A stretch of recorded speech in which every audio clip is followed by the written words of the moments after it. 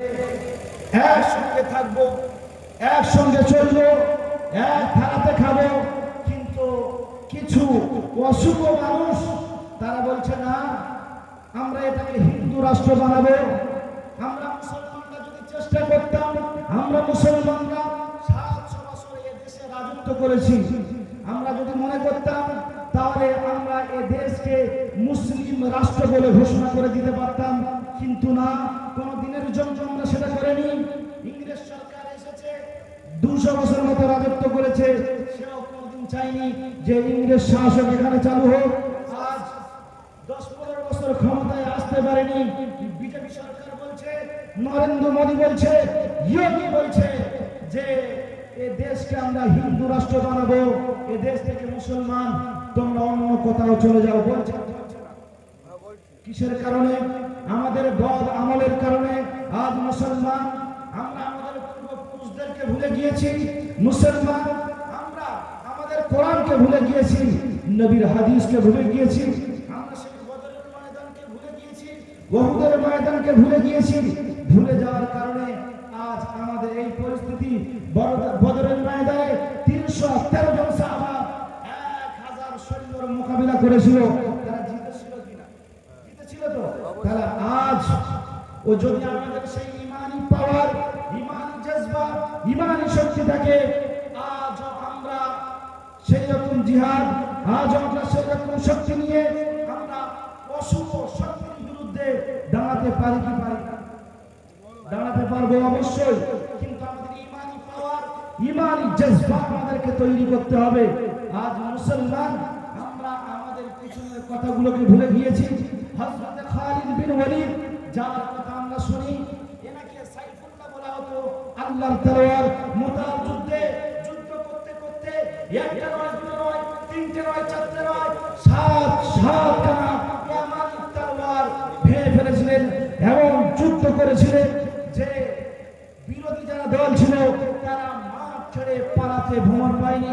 আজ মুসলমান যদি আমরা জেগে উঠি, আজ মুসলমান যদি আমরা ঐক্য হয়ে আওয়াজ তুলতে পারি, জমিয়তে উলামায়ে হিন্দ হোক, মুসলিম পার্সোনাল ল বোর্ড হোক, যে করে হোক না কেন, বেরেলি হোক, হেজবুল্লাহ হোক, দেওবন্দি হোক, সবাই যদি ঐক্য হয়ে আওয়াজ যদি আমরা তুলতে পারি, এক প্ল্যাটফর্মে যদি আসতে পারি, ইনশাআল্লাহ ওয়াকফ বোর্ড আমাদের কাছ থেকে কাটতে পারবে না। জোরে বলেন নারে তাকবীর, নারে তাকবীর। কোরআনের আলে ঘরে ঘরে গান, হাদিসের আলে ঘরে ঘরে গান, নারে তাকবীর। আমরা সেই খালিদ বিন ওয়ালিদের উত্তরসূরি, আমরা সেই ওমর ফারুকের উত্তরসূরি।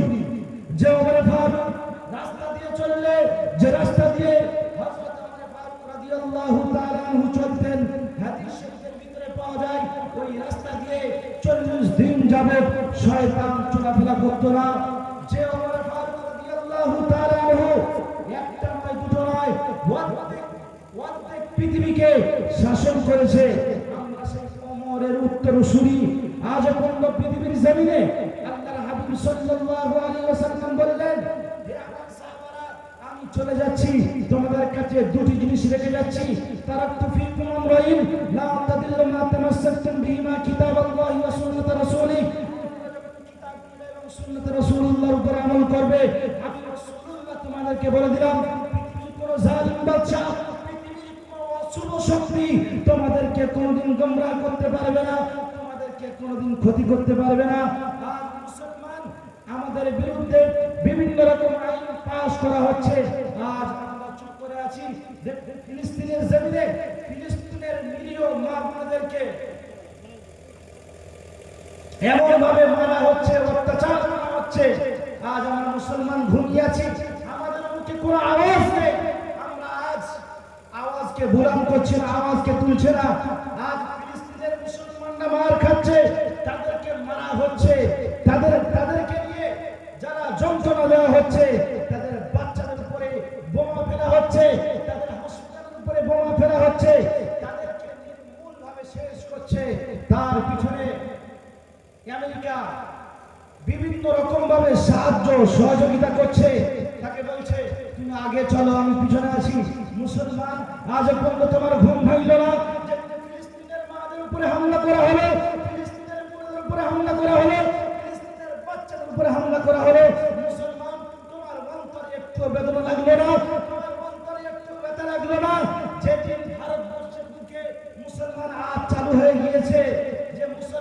এদেশে তোমার থাকার অধিকার নেই, সেই দিন তোমার দিলের মধ্যে আঘাত লাগবে।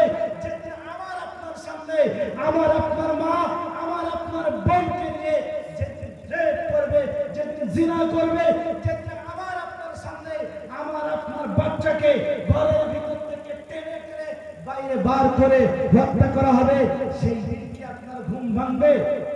উঠুন মুসলমান, জেগে উঠুন, আর ঘুমাবের সময় নেই। কারণ যদি ঘুমিয়ে পড়ি আমাদের অবস্থাও কিন্তু ফিলিস্তিনের মতো হবে।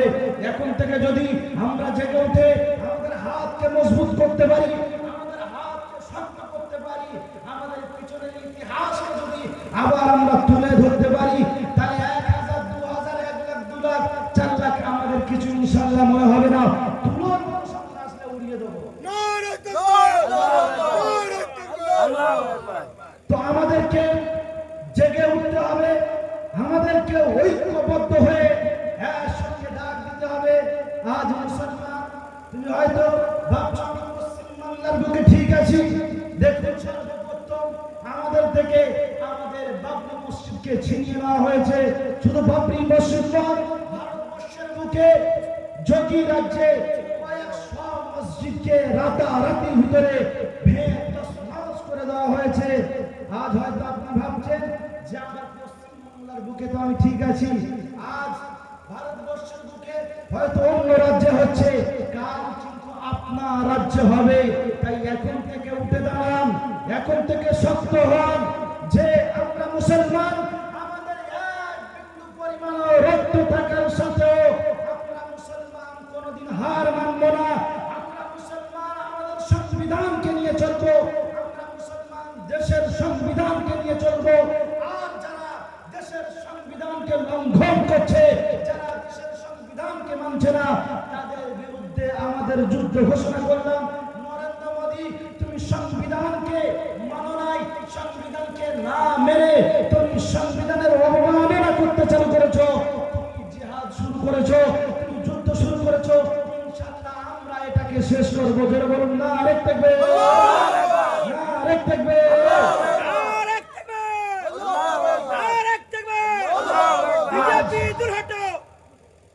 আজ পৃথিবীর জমিনে আল্লাহ পাক আল্লাহ রাব্বুল আলামিন বলে, বান্দা তুমি ঈমানি পাওয়ার তৈরি করো, ঈমানি তাকত তৈরি করো, আমি আল্লাহ পাক আল্লাহ রাব্বুল আলামিন তোমার সাথে থাকবো। দেখুন এই পৃথিবীর জমিনে আমরা এখন জানি বর্তমান সময় যে আমেরিকা হলো সুপ্রিম পাওয়ার, এর উপরে আর কেউ নেই। জানি তো, সেও নিজেকে দাদা ভাবে যে আমার মতো বড় আর কেউ নেই। কোন আমেরিকা? যে আমেরিকায় প্রতি 1 সেকেন্ডে একটি করে মেয়ে ধর্ষণ, প্রতি 70 সেকেন্ডে একটি করে মেয়ে ধর্ষণ হয়। কোন আমেরিকা? যে আমেরিকা ইরাকের জমিনে 2001 সালে বোমা বাস্টিং করে 20 লক্ষ মানুষকে হত্যা করেছে। কোন আমেরিকা? যে আমেরিকা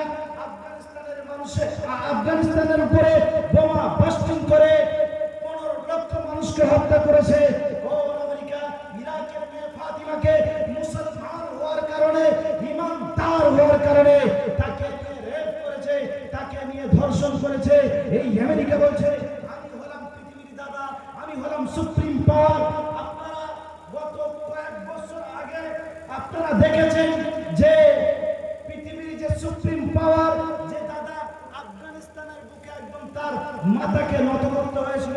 আফগানিস্তানের মুসলমানরা বলেছিল যে হ্যাঁ পৃথিবীর সুপ্রিম পাওয়ার বলে দাবি করো আমেরিকা, আমরা তোমাদেরকে এখান থেকে যেতে দেবো না, তোমাদের ফ্লাইট, তোমাদের যদি যুদ্ধ বিমান এখান থেকে ওড়ে আমরা সঙ্গে সঙ্গে ফাইট করব, আমরা সঙ্গে সঙ্গে সেগুলোকে ধ্বংস করে দেবো।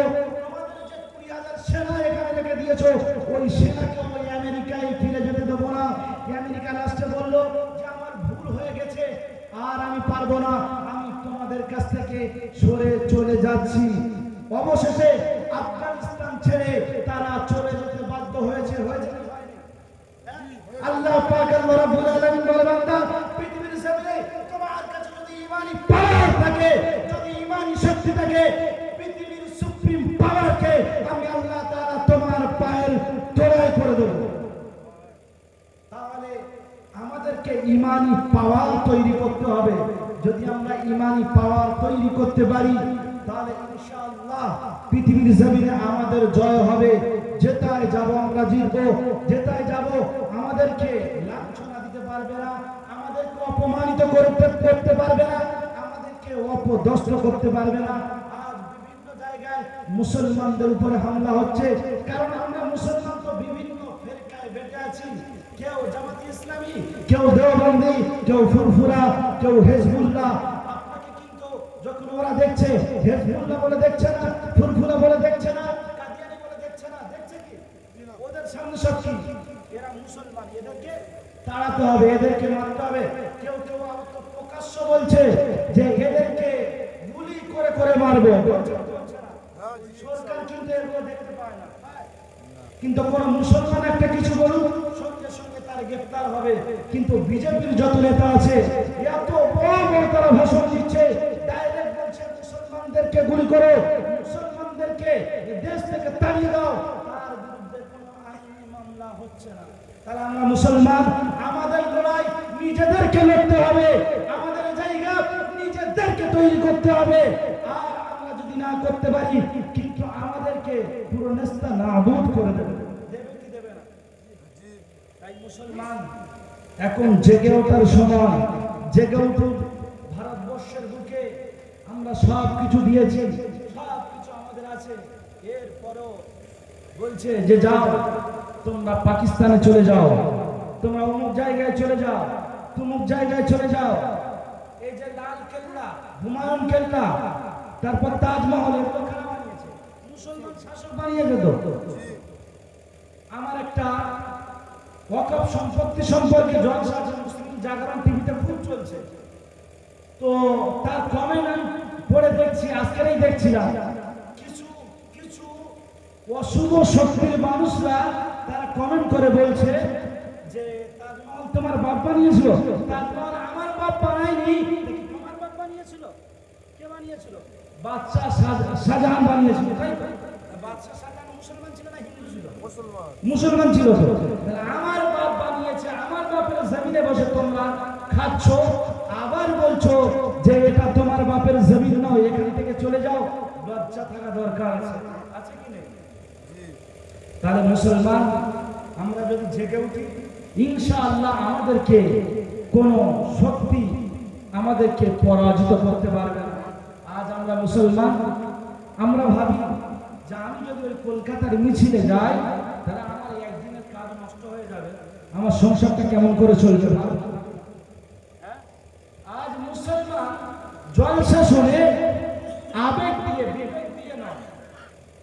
কারণ মুসলমান যদি জলসা বিবেক দিয়ে শুনতো তাহলে মুসলমান একটা একটা কথাকে ভাবতো যে কি বললো আর আমার জীবনটা কেমন করে চলছে।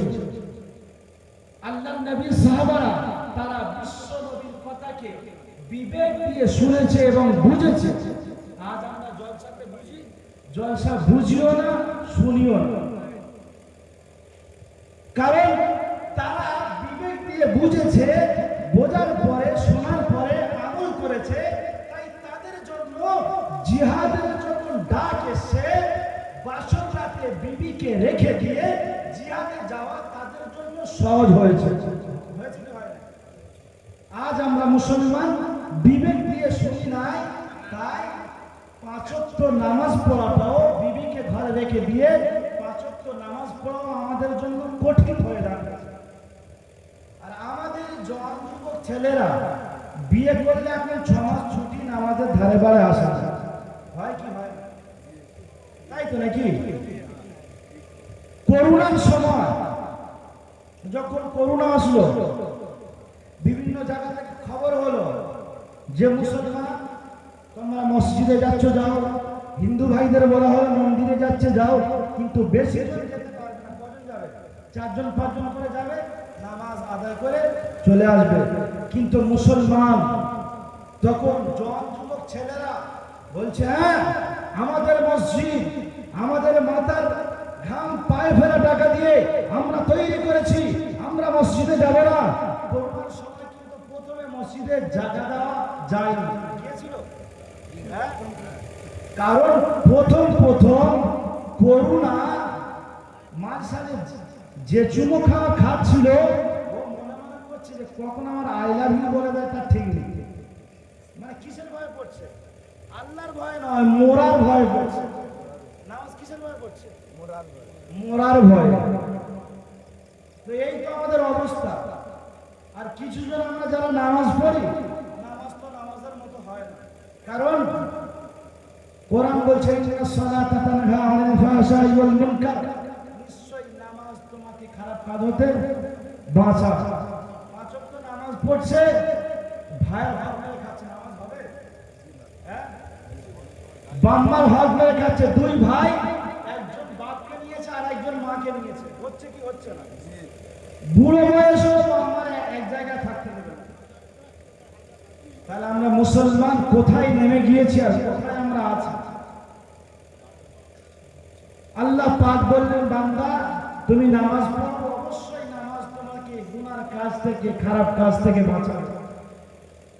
আজ আমরা নামাজ পড়ছি কিন্তু গুনার কাজ থেকে, খারাপ কাজ থেকে বাঁচতে পারছি। কিসের কারণ? আমাদের নামাজটা নবীওয়ালা নামাজ, সাহাবাওয়ালা নামাজ আমাদের হয়। হযরত ওমর ফারুক রাদিয়াল্লাহু তাআলা আনহু নামাজের মধ্যে দাঁড়িয়েছে, ফিরোজ দুলু নামে একজন গোলাম হযরত ওমর ফারুক রাদিয়াল্লাহু তাআলা আনহু পেটের মধ্যে খঞ্জর গেঁথে দিয়েছে। হযরত ওমর ফারুক রাদিয়াল্লাহু তাআলা আনহু মসজিদের ভিতরে, মসজিদে নববীর ভিতরে নামাজের ইমামতি করছিলেন। যখন প্রথমবার খঞ্জর হযরত ওমর ফারুক রাদিয়াল্লাহু তাআলা আনহু পেটের মধ্যে গাঁথা হলো, হযরত ওমর ফারুক রাদিয়াল্লাহু তাআলা আনহু কিছু বললেন না, কোন আওয়াজ করলেন না, শব্দ করলেন না, নামাজ চালিয়ে যাচ্ছেন। ফিরোজ আবার হযরত ওমর ফারুক রাদিয়াল্লাহু তাআলা আনহুর পেটের মধ্যে খঞ্জর গেঁথে দিয়েছে, দিয়ে খঞ্জরটাকে ঘুরিয়ে দিয়েছে। হযরত ওমর ফারুক রাদিয়াল্লাহু তাআলা আনহু নামাজকে ধরে রাখতে পারলেন না, পিছন থেকে একটা সাহাবাকে নিয়ে সামনের দিকে করে দিলেন। আমার বলার উদ্দেশ্য হলো এটাই, হযরত ওমর ফারুক রাদিয়াল্লাহু তাআলা আনহু খঞ্জর যখন মারলো তখন নামাজ ছেড়ে দিতে পারতেন, নামাজ ছেড়ে দিয়ে ওই হাল্লা করতে পারতেন, চিল্লাতে পারতেন যে কেউ আমার উপরে আক্রমণ করেছে, কিন্তু না, নামাজ ছাড়েনি। তখনও নামাজের মধ্যে দাঁড়িয়েছিলেন হযরত ওমর ফারুক রাদিয়াল্লাহু তাআলা আনহু। দ্বিতীয়বারে যখন পারলেন না, দ্বিতীয়বারে পিছন থেকে একজনকে দাঁড় করিয়ে দিলেন। আর আজ আমাদের মসজিদে আমরা যখন নামাজ পড়ি, যদি একটা মশা বসেছে, এমন জোশে তাকে মারি, মসজিদের সমস্ত মুসলিম সে আওয়াজ শুনতে পায়, পায় কি পায় না? হযরত আলী রাদিয়াল্লাহু তাআলা আনহু নামাজের ভিতরে দাঁড়িয়েছে, হযরত আলী রাদিয়াল্লাহু তাআলা আনহু পা থেকে তীর টেনে বার করে নেওয়া হয়েছে। হযরত আলী রাদিয়াল্লাহু তাআলা আনহু শেরে খোদা সারা পায়নি যে আমার পা থেকে তীর বার করে নেওয়া হয়েছে। পেয়েছে? ঘটনা লম্বা, সবাই জানি, তাই বলছি না, হালকা টাচ করলাম। তাহলে আমাদের নামাজ কেমন নামাজ হচ্ছে দেখুন।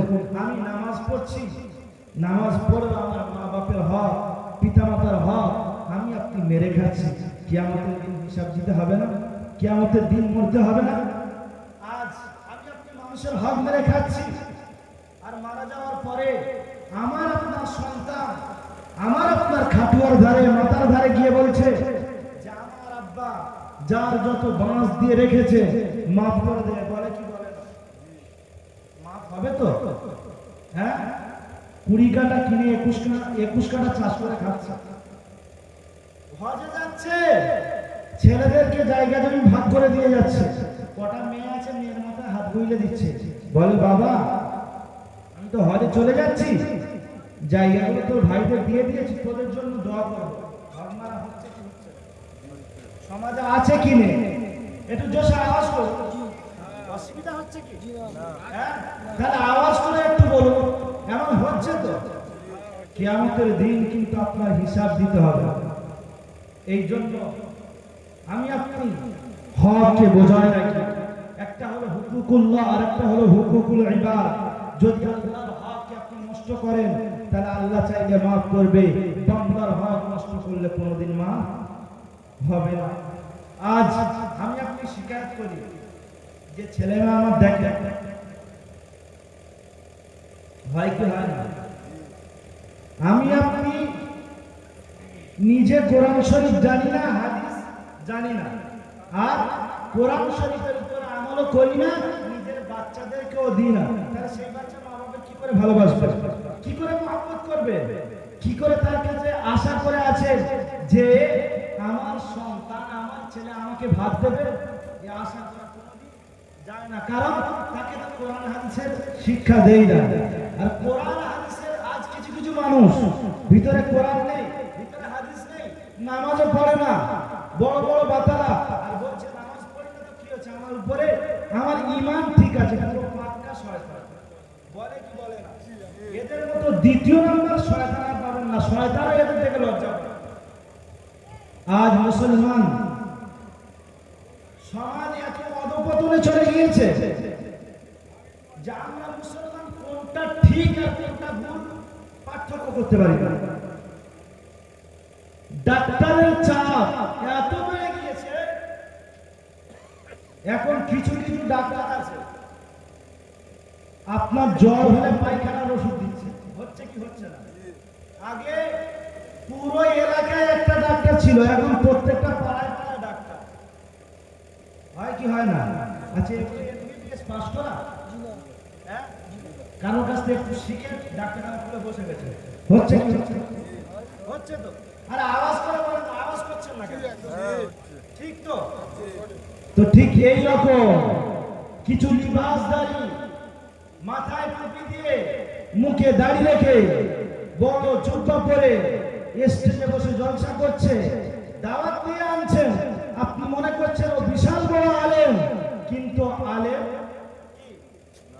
আলেম নয়, হয়তো 1 বছর 2 বছর মাদ্রাসায় পড়েছে, পড়ে বাস চলে এসছে, নামের আগে হাফেজ মাওলানা মুফতি কারি সব লাগিয়ে দিয়েছে, আর মানুষ কি জানছে জালেম। আজ তাফসীরুল কোরআন মাহফিল, আমার আগে যে বক্তা ছিল আলহামদুলিল্লাহ কত সুন্দর তাফসীর করছিল কোরআন থেকে, কারণ তাফসীর মানে কি কোরআন থেকেই হবে। মুসলমান আজ জলসার স্টেজগুলো আজ আমরা তামাশা বানিয়ে দিয়েছি, আর হকের কোনো আওয়াজ নেই। সেই মা আমিনার বিশ্বনবী কি করেছে সেই ঘটনাগুলো কানে হাত দিয়ে চালিয়ে দিয়ে চলে যাচ্ছি, আর মুসলমান হচ্ছে বিশাল কিছু হচ্ছে, জাতির কোনো উন্নতি হচ্ছে না, অথচ তোলায় হাত দিয়ে দেখবেন আলেমই না, হচ্ছে কি হচ্ছে না, প্রচুর হচ্ছে, হচ্ছে মানে আপনি হয়তো ভাবছেন আলেম, আজ এই সব মানুষদের জন্য আলেমদের বদনাম হচ্ছে, যারা হাকিকতে আলেম, যারা মাদ্রাসা থেকে পাস হয়েছে, যাদের সার্টিফিকেট আছে, যারা 1 বছর 2 বছর নয় 10 বছর 12 বছর 15 বছর মাদ্রাসায় নিজের পথ ঘষে ঘষে কালো করে দিয়েছে, আজ তাদের বদনাম হচ্ছে। জাতি এই রকম কিছু মানুষের জন্য, যারা কোরআন জানে না, যারা হাদিস জানে না, যারা কোনো কিছুই জানে না, আজ মানুষের সামনে আসছে, গল্প বলে চলে যাচ্ছে, আর মানুষ মনে করছে যে বিশাল কিছু হচ্ছে। মুসলমান তোমার বিবেকে একটু ঠেকলো না, তোমার বিবেকে বাঁধলো না যে তাফসীরুল কোরআন মাহফিলে তাফসীর হবে, কোরআনের তাফসীর হবে, হাদিসের তাফসীর হবে, ব্যাখ্যা হবে। তো আজ মুসলমান আমরা চিনতে ভুল করেছি, আজ আমরা রোগীকে পায়খানা রোগীকে নিয়ে গিয়েছি ডাক্তারের কাছে, ডাক্তার আমাদের কিসের জ্বরের ট্যাবলেট দিচ্ছে, হচ্ছে কি হচ্ছে না। তো আমাদের মুসলমান কোরআন হাদিস আমাদের নিজেদের জানতে হবে, বাচ্চাদেরকে শেখাতে হবে, যদি শেখাই ইনশাআল্লাহ সমাজের বুকে বড় হয়ে বুড়ো হয়ে বৃদ্ধা হয়ে আমাদেরকে শিকায়ত করতে হবে না। আমাদের সন্তানরা আমাদের ভাত দেয় না, আমাদের সন্তানরা আমাদেরকে দেখে না, আমাদের সন্তানরা আমাদের সাথে দুর্ব্যবহার করে, এ স্বীকার করতে হবে না ইনশাআল্লাহ। তবে যদি কোরআন এবং হাদিসের ইলম, কোরআন এবং হাদিসের জ্ঞান যদি আপনার ভিতরে থাকে এবং আপনার সন্তানের ভিতরে থাকে, তবেই এটা হবে। আজ দুনিয়ার পিছনে পাগল মুসলমান, দুনিয়ার জমিনে ছেলেকে ডাক্তার মাস্টার বানানোর জন্য আজ আমি আপনার নিজের সন্তানকে ভোরের বেলা তুলে নিয়ে গোসল করিয়ে ভালো করে খাইয়ে দাইয়ে ইংলিশ মিডিয়ামে গিয়ে তাকে দিয়ে আসি, হচ্ছে কি হচ্ছে না। ডাক্তার মাস্টার হয়ে বাবাকে আর দেখে আর দেখে না, কারণ ও চলে গিয়েছে কলকাতায়, চলে গিয়েছে বারাইপুরে। বুড়ো বাম্মা নিজের জায়গা জমি বেচে কষ্ট করে সন্তানকে লালন পালন করলো, সে সন্তান আর বাম্মার কাছে থাকে না, কারণ ওর ভিতরে ইলমের কোনো জ্ঞান নেই, কোরআনের কোনো জ্ঞান নেই। যদি ইলমি জ্ঞান থাকতো, কোরআনের জ্ঞান থাকতো, যদি হাদিসের জ্ঞান থাকতো, বিশ্ব রাসূলের সুন্নাত যদি তার ভিতরে থাকতো, আল্লাহর হুকুমকে যদি সে জানতো, কোনোদিন মা বাবার সঙ্গে খারাপ ব্যবহার করতো না, দুর্ব্যবহার করতো না, কোনোদিন বাপ মাকে ছুঁড়ে ফেলে দিত না। কারণ বিশ্বনবী বলেছেন, হুমা জান্নাতুকা ওয়া নারুকা, তোমার মা এবং তোমার বাপ তোমার জন্য জান্নাত অথবা তোমার জন্য জাহান্নাম। যদি তাদের সঙ্গে ভালো ব্যবহার করো, যদি তাদের সঙ্গে ভালো চলাচল করো, তাদেরকে যদি মেনে চলতে পারো, তাহলে আমার জান্নাতে যাবে। আর যদি তাদের সঙ্গে দুর্ব্যবহার করো, তাদেরকে যদি অপমানিত করো, তাদেরকে যদি অপদস্থ করো, আমি আল্লাহ আমার জান্নাতে তোমাকে দেবো না, আমার জাহান্নামে তোমার ঠিকানা করে দেবো। আজ গরিবের সংসারে আমি আপনি বড় হয়েছি, গরিবের সংসার ঠিক মতো বাপের সংসার চলে না, মা লোকের বাড়িতে কাজ করে যায়। আগেকার মেয়েরা কাজ করতো কি করতো না, স্বামীর ঘর লোকের বাড়িতে কাজ করতো, সারাদিন পরে কাজ করার পরে কিছু খাবার পেলে সেই খাবার নিয়ে খেত। আমার আম্মা যে এখনো গল্প করে, বলে আমরা ভাত পেতাম না, বলে অনেক সময় পোড়া মাটি আমরা খেয়েছি, জাল দিয়ে বা ভাজা করে পোড়া মাটি খেয়েছি। রাতের বেলা এক বাটি ভাত পেতাম, সেটা ওই রাতের বেলা খেতে হতো, আবার সকালের জন্য ওই এক বাটি ভাত থেকে রেখে দিতাম, সেই ভাত খেতাম। গরিবের সংসার, মা সারাদিন লোকের বাড়িতে খেটে চলেছে, আমি আপনি মায়ের পেটটাতে এসে ভরে গেছি। সারাদিন খাটার পরে মা ভাতের থালি নিয়ে বসেছে, যে দুটো ভাত খাবো, পিপাসার তাড়নায় মা একটু ঠান্ডা পানি পান করেছে। বাচ্চা পেটের মধ্যে ছিল, দৌড়ান করে লাফিয়ে উঠেছে। সেদিন মা নিজের ভাতের থালা রেখে দিয়ে, নিজের ভাতের থালা ছেড়ে দিয়ে কলতলায় গিয়ে নিজের আঁচলটা ভিজিয়েছে, আর নিজের চোখ দিয়ে যে পানি আসছিল ওই পানিটা পরিষ্কার করেছে।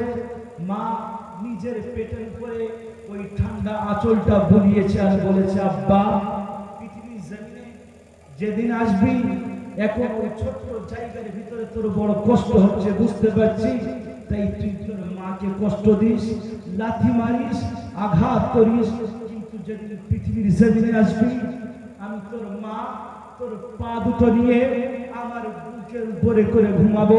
সেদিন তোর কোনো কষ্ট, তোর কোনো বেদনা, তোর কোনো দুঃখ থাকবে না। আমি আপনি যখন মায়ের পেটটাতে ভরে গেলাম, পৃথিবীর জমিনে আসার সময় হয়ে গিয়েছে, এইবার পৃথিবীর জমিনে আসবো, অসহ্য যন্ত্রণা চালু হয়ে গেছে। সেদিন আমার আব্বা ছুটে দাদার কাছে গিয়েছে, দাদির কাছে গিয়েছে, চলো তোমার বৌমার প্রসব যন্ত্রণা চালু হয়েছে। সেদিন মায়ের কাছে আমার দাদি, আমার নানি সবাই সেদিন বসে গেছে। সেদিন বাড়ির মহিলারা মায়ের কাছে বসে গেছে, আর বাড়ির পুরুষরা সেদিন বাড়ির বাইরে বসে গেছে। সবাই চিন্তায় পড়ে আছে, কি হবে কি হবে। সেদিন মায়ের সাইডে আমার খালা, আমার দাদি, আমার নানি সেদিন সবাই মিলে মাকে সান্ত্বনা দিয়েছিল আর বলেছিল, একটু সবর কর, একটু ধৈর্য ধর, তোর সোনার চাঁদ সন্তান পৃথিবীর জমিনে আসবে, তোর সমস্ত দুঃখ কষ্ট বেদনা দূর হয়ে যাবে, তোর কোনো কষ্ট থাকবে না, তোর কোনো বেদনা থাকবে না। মা এই আশা, এই ভালোবাসার কথা শুনে মা সহ্য করে ধৈর্য ধরে মা সেদিন সবর করেছে। হঠাৎ বাড়ির ভিতর থেকে আওয়াজ আসলো যে বাচ্চার অবস্থা খুবই খারাপ, এখানে হবে না, তাড়াতাড়ি গাড়ির ব্যবস্থা করো। আমার আপনার পিতা সেদিন সাইটের পর ছুটে ছুটে গিয়েছে ভ্যানওয়ালার কাছে, ভাই তাড়াতাড়ি তোমার ভ্যানটা নিয়ে চলো না, লক্ষ্মীকান্তপুর নার্সিংহোমে নিয়ে যাবো, আমার বাচ্চার অবস্থা বড় খারাপ। ভ্যানওয়ালা তাড়াতাড়ি করে চলে আসলো।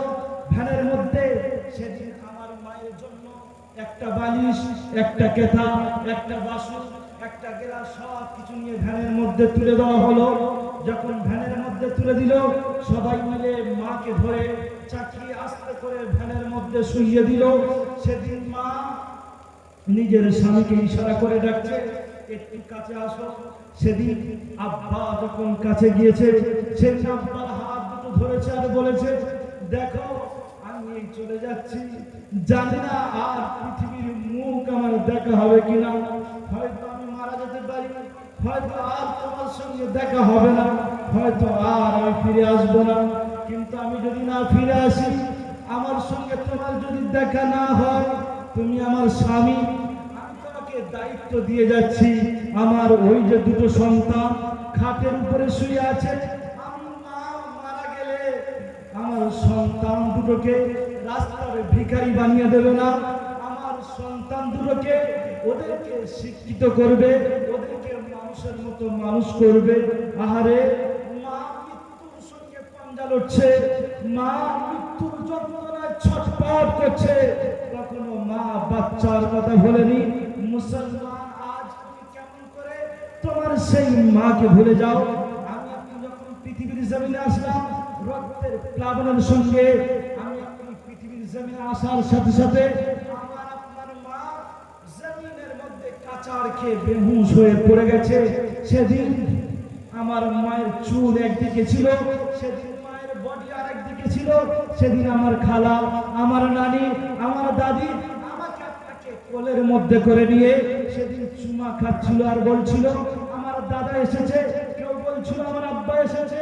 সেদিন কিন্তু হতভাগা মা, দুর্ভাগা মা সেদিন রক্তের প্লাবনের উপরে শুয়েছিল। কিছুক্ষণ পরে মায়ের যখন হুঁশ ফিরে এসেছে, সেদিন জন্মদাতা মা, গর্ভধারিণী মা সেদিন বলেছিল আমার বাচ্চাকে আমার কোলের মধ্যে দাও, আমি একটু বাচ্চাকে কোলের মধ্যে নেবো। সেদিন বলেছিল তোর বাচ্চাকে আমরা নিয়ে পালাবো না রে, তোর বাচ্চাকে তোর কোলের মধ্যে দেবো, তুই তোর গায়ের রক্তটা পরিষ্কার কর। সেদিন আমার আপনার মা নিজের শরীরের রক্তটা পরিষ্কার করে যখনই আমাকে আপনাকে কোলের মধ্যে নিয়ে পুঁটি মাছের মতো আমার আপনার ঠোঁটটা স্পর্শ করেছে, সেদিন মায়ের বুকের অর্ধেক বেদনা দূর হয়ে গেছে। আর মা বলেছে, আব্বা একবার বড় হয়ে আমাকে মা বলে ডাকবি, সেদিন আমার মনের সমস্ত দুঃখ, আমার মনের সমস্ত বেদনা, আমার মনের সমস্ত কষ্ট দূর হয়ে যাবে। আর হতভাগা মুসলমান, সেই মাকে ভুলে গেলাম, মাকে মা বলি না, মাকে বুড়ি বলে ডাকছি। আমি আপনি যখন আস্তে আস্তে বড় হলাম, ঈদের সময় গরিবের সংসার, ভালো করে টাকা পয়সা নেই, ঈদের ড্রেস হবে না, সেদিন মা কি আব্বার কাছে বলছে, দেখো গরিবের সংসার, হয়তো আমাদের ঈদের কাপড় হবে না, কিন্তু আমার বাচ্চাটার কি হবে? সেদিন আমার আপনার আব্বা, আমার আপনার পিতা, আমার আপনার জন্য সাইটের বড় লোকের বাড়িতে গিয়ে হাত পেতেছিল আর বলেছিল, দাদা 500 টাকা দাও না, আমার বাচ্চার জন্য একটা কাপড় কিনে দেবো। আমার আপনার আব্বা ওই 500 টাকা নিয়ে আমি আপনি মাকে আব্বাকে হাত ধরে এখান থেকে লক্ষ্মীকান্তপুর বাজারে ঈদের মার্কেটিং করতে চলে গেলাম। পকেটে মাত্র 500 টাকা পড়ে আছে। আমি আপনি গিয়ে এমন একটা জামাতে ধরলাম যে আব্বা আমার এই জামাটা দিতে হবে। সেই জামার দাম ছিল 700 টাকা। বাপ এবং মা আমাকে অনেক রকম ভাবে বোঝালো যে আব্বা এই জামাটা ভালো নয়, এটা তুমি নিও না, এই জামাটা ভালো নয়, এটা তুমি নিও না। কারণ পকেটে পয়সা ছিল না। বাচ্চা বলছে, আব্বা এই জামা ছাড়া আমি অন্য জামা নেব না। সেদিন বাচ্চা জেদ করার কারণে আব্বা দোকানদারের হাত ধরে বলছে, ভাই মাত্র আমার পকেটে 500 টাকা আছে, 200 টাকা ধার দাও না, পরে দিয়ে যাব। সেদিন আমার আপনার জন্য আমার আপনার পিতা গ্রামের মানুষের কাছে হাত পে টাকা ধার করেছে। সেদিন দোকানদারের কাছে গিয়েও ছোট হয়েছে। এরপরে আমি আপনি যখন জামা কাপড় কিনে নিয়ে বাড়ি আসলাম ঈদের দিনে, আমার আপনার মা আমাকে আপনাকে গোসল করিয়ে সুন্দর করে নতুন পোশাক পরিয়ে আমাকে আপনাকে বাপের কোলে তুলে দিয়েছে। আমি আপনি নাচতে নাচতে সেদিন মসজিদে এসেছি, ঈদের নামাজ আদায় করেছি। ঈদের নামাজ আদায় করে যখন বাড়িতে গিয়েছি, আব্বা মায়ের কোলে লাভিয়ে দিয়েছে। সেদিন দেখছি যে আমার মা পরনের একটি ছেঁড়া শাড়ি পরে আছে। সেদিন মাকে বলেছিলাম, মা পাড়ার সকল মেয়ে নতুন পোশাক পরেছে, মা নতুন পোশাক পরবে না, তুমি নতুন শাড়ি পরবে না, তুমি নতুন ড্রেস পরবে না। সেদিন মা ছলো ছলো চোখ নিয়ে চোখ দিয়ে পানি পড়ছে, আর বাচ্চাকে গোলার মধ্যে জড়িয়ে নিয়ে বলেছিল, আব্বা তুই বড় হয়ে কাজ করবি, তোর মায়ের জন্য একটা শাড়ি আনবি, আর তোর বাপের জন্য একটা লুঙ্গি আনবি। তোর শাড়িতে আর তোর লুঙ্গিতে আমরা ঈদ পালন করব, ঈদ আদায় করব। আজ হতভাগা মুসলমান, ঈদের যখন সময় হয়ে গেল, আমি আমার বিবিকে নিয়ে, আমি আমার বাচ্চাকে নিয়ে, আমি আমার শালিকে নিয়ে ঈদের মার্কেটিং করতে চলে গেলাম। কিন্তু যে মা নিজে না খেয়ে আমাকে খাইয়েছে, নিজে না পরে আমাকে পরিয়েছে, যে মা রাতের ঘুম নষ্ট করে আমাকে মানুষ করেছে, আজ মুসলমান সেই মাকে আমি আপনি ভুলে গিয়েছি। আমি আপনি মায়ের জন্য একটা কামা দামের শাড়ি এনে আমি নিজে হাতেও যাই নাই, নিজের বাচ্চার দিয়ে পাঠিয়ে দিয়েছি, যা তোর দাদু এবং তোর দাদির কাছে দিয়ে আয়। হতভাগা মুসলমান, দুর্ভাগা মুসলমান, যদিও তুমি 100 টাকাওয়ালা একটা শাড়ি নিয়ে তোমার মার কাছে যাও, আর মায়ের সামনে যদি গিয়ে বসে বলো, মা এবছর আমার বাজারটা বড় খারাপ, এবছর অবস্থাটা বড় খারাপ, তাই তোমাকে দামি শাড়ি দিতে পারিনি, মা এইটা নাও, আগামী বছর এর থেকে দামি ইনশাআল্লাহ আল্লাহ চাই তো কিনে দেবো। পৃথিবীর কোনো মা ওই শাড়িটা নিয়ে ফেলে দেবে না, পৃথিবীর কোনো মা ওই সন্তানকে ফেলে দেবে না, ওই সন্তানকে সরিয়ে দেবে না, পৃথিবীর কোনো মা দিতে পারে না। আজ মুসলমান, তুমি সেই মা বাবাকে কেমন করে ভুলে যাও? আল্লাহ পাক আল্লাহ রাব্বুল আলামিন বলেন, ওয়া ক্বাদা রাব্বুকা আল্লা তা'বুদু ইল্লা ইয়্যাহু ওয়া বিল ওয়ালিদাইনি ইহসানা। আমি আল্লাহ আমার ইবাদত করো, আমার উপাসনা করো, আমার আরাধনা করো, তারপরে তুমি তোমার মা এবং তোমার বাপের সেবা করো, তোমার মা এবং তোমার বাপের খিদমত করো, এতেই তুমি জান্নাতে যাবে। বিশ্বনবী মুহাম্মদুর রাসূলুল্লাহ দরবারে একজন সাহাবা এসে বলছেন, ইয়া রাসূলুল্লাহ, ইয়া হাবিবাল্লাহ, হুজুর আমি জিহাদের ময়দানে যেতে চাই, আমি যুদ্ধ করতে চাই। আল্লাহর নবী বললেন, তোমার মা এবং বাপ বেঁচে আছে কি? বলছে হ্যাঁ। বলছে তুমি গিয়ে তোমার পিতা এবং মাতার খিদমত করো, আল্লাহ তাআলা তোমার নামায়ে আমলে জিহাদের সওয়াব লিখে দেবে। জোরে বলুন সুবহানাল্লাহ। তাহলে আজ আমরা সেই পিতা এবং মাতাকে ভুলে গিয়েছি। আল্লাহর নবীর একজন সাহাবা বিশ্বনবী এক কবরস্থানে গিয়ে কবর জিয়ারত করছে। প্রতিটি কবরের কাছে যখন যাচ্ছে, হাসির দেখা বিশ্বনবীর মুখের মধ্যে আছে, কিন্তু লাশ কবরের কাছে যখন গেল, বিশ্বনবীর চেহারাটা লাল হয়ে গেল, বিশ্বনবীর চোখটা লাল হয়ে গেল, চোখ থেকে পানি আসতে চালু করলো। সাহাবারা অবাক হয়ে গেল, আয় রে, আল্লাহর নবী এতক্ষণ হাসছিলেন, এতক্ষণ তো বিশ্বনবীর মুখের মধ্যে হাসির একটা রেখা ছিল, সে রেখা কোথায় গেল আর দেখা যাচ্ছে না। আল্লাহর নবী বললেন, সাহাবারা খবরটা কার জানো? বলছি, ইয়া রাসূলুল্লাহ, ইয়া হাবিবাল্লাহ, হুজুর জানি না।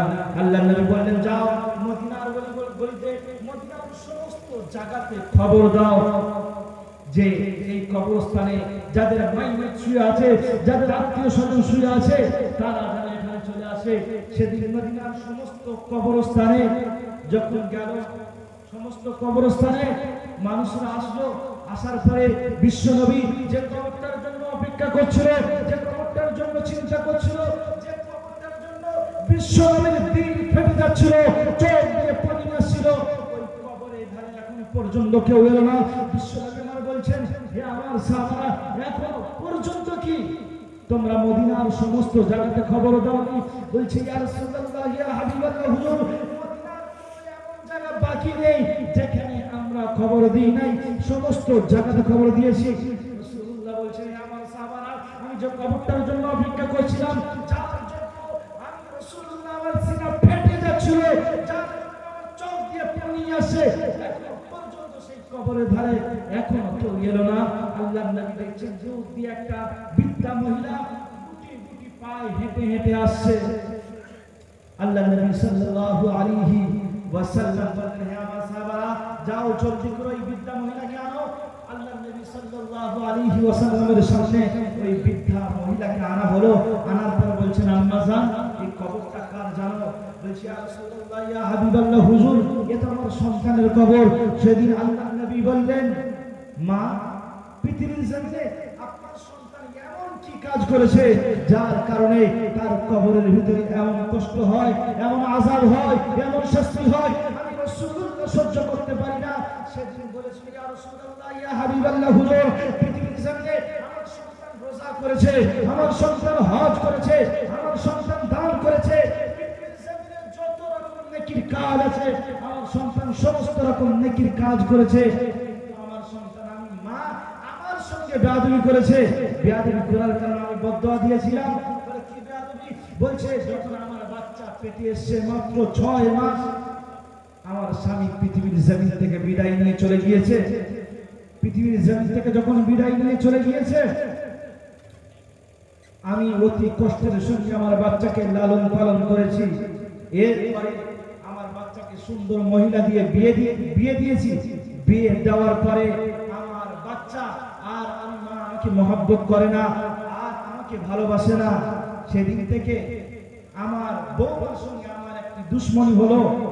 আমার সন্তান কোন এক ব্যবসা বাণিজ্যের উদ্দেশ্যে বাইরে গিয়েছিল।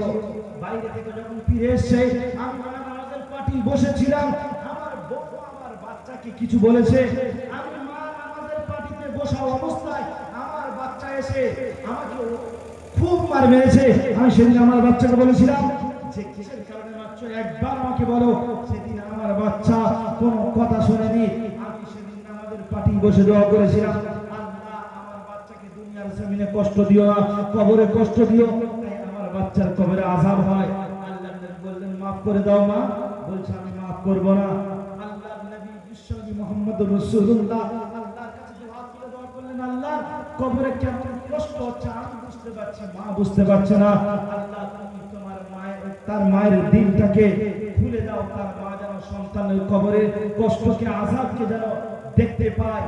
সঙ্গে সঙ্গে আল্লাহ তাআলা তার মায়ের সিনাকে খুলে দিল। আযাব দেখতে পেয়ে মা সঙ্গে সঙ্গে নিজের সন্তানকে ক্ষমা করলো।